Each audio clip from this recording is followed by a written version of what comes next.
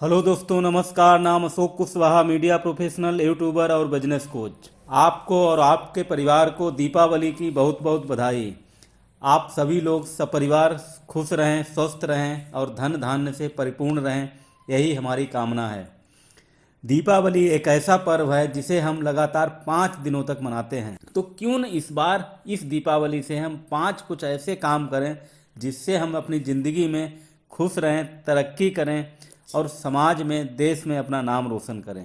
पहले दिन हम धनतेरस मनाते हैं।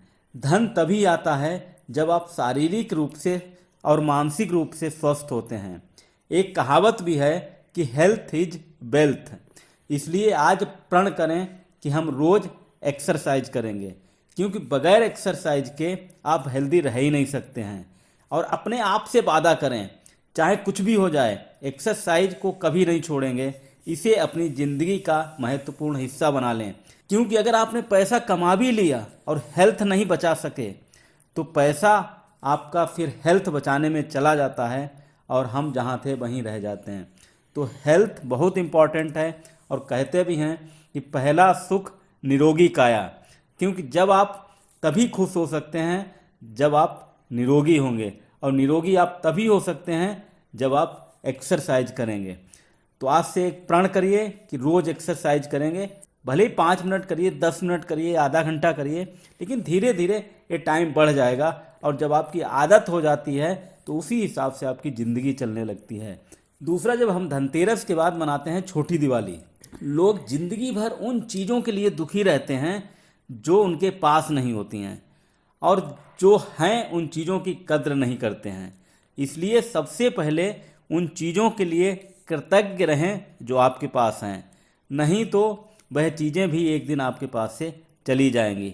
हर उस इंसान के लिए भी कृतज्ञ रहें जिसने कभी भी आपकी मदद की हो, चाहे वो पैसे से की हो, चाहे वो परिश्रम करके की हो, जिस तरीके से भी की हो।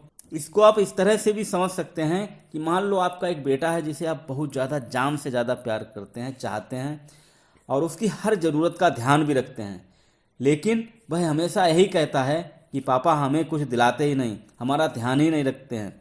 आपका क्या उत्तर होगा? आप सोचिएगा ज़रूर।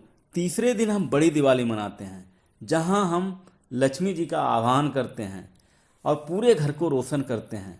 आपने मूर्तियों में देखा होगा, या आपने जो कैलेंडर्स होते हैं उनमें देखा होगा कि लक्ष्मी जी हमेशा खड़ी रहती हैं और सरस्वती जी हमेशा बैठी हुई होती हैं। ध्यान दीजिएगा। और इसका मतलब है कि अगर आपके पास बगैर सरस्वती जी के लक्ष्मी जी आ गई तो लक्ष्मी जी कभी भी जा सकती हैं। उनको संभालने के लिए आपको ज्ञान रूपी सरस्वती का होना बहुत ज़रूरी है। इसलिए किताबें ज़रूर पढ़ें, और जब आप किताबें पढ़ते हैं तो कहीं न कहीं आपका ज्ञान रूपी सरस्वती जी आपके हृदय में वास करती हैं और आप धीरे धीरे अमीर भी होने लगते हैं। नहीं तो लक्ष्मी जी, आपको पता है, कभी भी चल देती हैं, क्योंकि उनके पैर हैं, खड़ी हैं, वो बैठी नहीं हैं। किताबें पढ़ें। हमारी भी आदत नहीं थी पहले पढ़ने की, लेकिन धीरे धीरे हमने आदत डाली और आज हम पढ़ते हैं, किताबें रोज पढ़ते हैं। आप एक दिन में एक पैरा पढ़िए, कितना टाइम लगता है? 1 मिनट, 2 मिनट, 3 मिनट, 4 मिनट। लेकिन धीरे धीरे जब आपकी आदत पड़ेगी तो आप देखिएगा, आप एक दिन, महीने में एक किताब भी ख़त्म कर देंगे। तो किताबें पढ़ने की आदत डालें। चौथे दिन हम गोवर्धन पूजा करते हैं। कथा आपने सुनी होगी, कैसे भगवान कृष्ण ने इंद्र देवता का घमंड चूर चूर कर दिया और बाद में उनको क्षमा भी कर दिया। तो क्षमा करने की आदत डालें। क्षमा देखने में, सुनने में बहुत छोटा शब्द है, लेकिन इसका अर्थ बहुत विशाल है। तो क्षमा करें और इसके बहुत फायदे हैं। लोगों को जब आप क्षमा करना सीखते हैं तो इसके देखिएगा बहुत बड़े फायदे आपको दिखते हैं, लेकिन वो वास्तव में होनी चाहिए, वो दिल से क्षमा होनी चाहिए, दिखावे से नहीं, तभी इसका फायदा हो सकता है। 5वें दिन हम भैया दूज मनाते हैं। ये आखिरी दिन होता है और हम इस दिन को एक दूसरों की भलाई के लिए सोच सकते हैं। हम दूसरों के अच्छाई के बारे में सोच सकते हैं, दूसरों के बारे में अच्छा सोचें। दूसरों के बारे में जब हम अच्छा सोचते हैं तो आपके अंदर पॉजिटिव ऊर्जा बहती है, और उस ऊर्जा से आप खुद को, परिवार को, समाज को रोशन कर सकते हैं। नकारात्मक सोचने से आपके अंदर नकारात्मक ऊर्जा बहती है, वह आपका नुकसान करती है। इसलिए तय आपको करना है कि सकारात्मक सोचना है या नकारात्मक सोचना है। एक से फायदा होना है, दूसरे से नुकसान होना है।